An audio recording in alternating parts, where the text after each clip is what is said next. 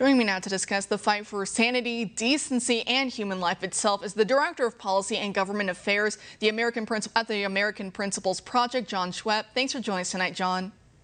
Thanks for having me, Kara.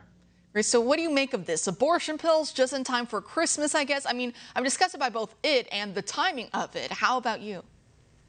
Well, I think a big part of this is the Biden administration preparing for Roe v. Wade to be overturned and preparing for states to implement their own laws regarding when abortion should be banned. And this is a way for these abortion companies, the abortion pill company, the pharmaceutical, to flaunt that and to basically allow abortion in all 50 states, regardless of state law.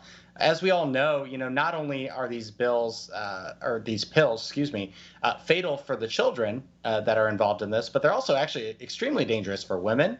There's been lots of issues with these pills in the past.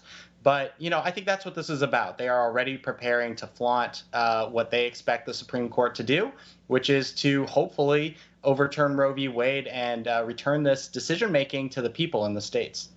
And they always get away with hiding behind euphemisms. Is my biggest pet peeve when it comes to the pro-abortion movement itself, especially when it comes to these at-home abortion pills, is what they don't tell women. Because first of all, you know what this does? It puts enmity between a woman and her own child, which is disgusting enough. But then when you have these pills being mailed home, a lot of women who may be in an emotional state, now they can get it so easily, and they can take these pills, and then they're told to sit on the toilet and to expel their child. And sometimes, I mean, they have heavy bleeding. Sometimes they actually see their baby. These tiny, tiny, tiny little babies that they are expelling from their body. I mean, it's just it's just so gory and it's so evil what's being done. It just makes me absolutely sick to think about. But of course, they hide behind the euphemisms. It's almost as if, oh, take this little pill and all of your problems will be solved. Don't mind the corpses up there in the back. And so when you look at all of this, at least hearing those pro-choicers saying that 2021 was the worst year for them, it gives me a lot of hope, at least. It gives me a lot of hope, and it kind of motivates me for the future. Does it do the same to you? Oh, absolutely. Speaking of those euphemisms, I remember Abby Johnson came out with the Unplanned film, and they depicted an accurate example of what it's like to take the abortion pill and have an abortion. That was horrifying, right?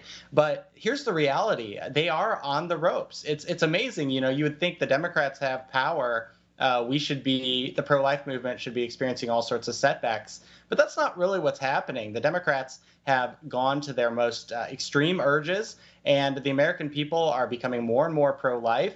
And as we, have the Supreme Court, Dobbs, coming up, we have more and more pro-life laws that are going to be passed. I mean, this is actually a pretty exciting time to be a pro-life activist. And I think the key thing is here we have to, keep the pedal to the metal here, recognize that we're on the right side of history, and recognize that what we're fighting for, we're fighting for those babies, more than 1 million babies that die in this country every year. But we're also fighting for all these women who are exploited, who are, this abortion industry is no friend to them as much as they pretend, and as much as, the random shout your abortion folks like the woman in that video you showed, they're kind of not they're the outlier.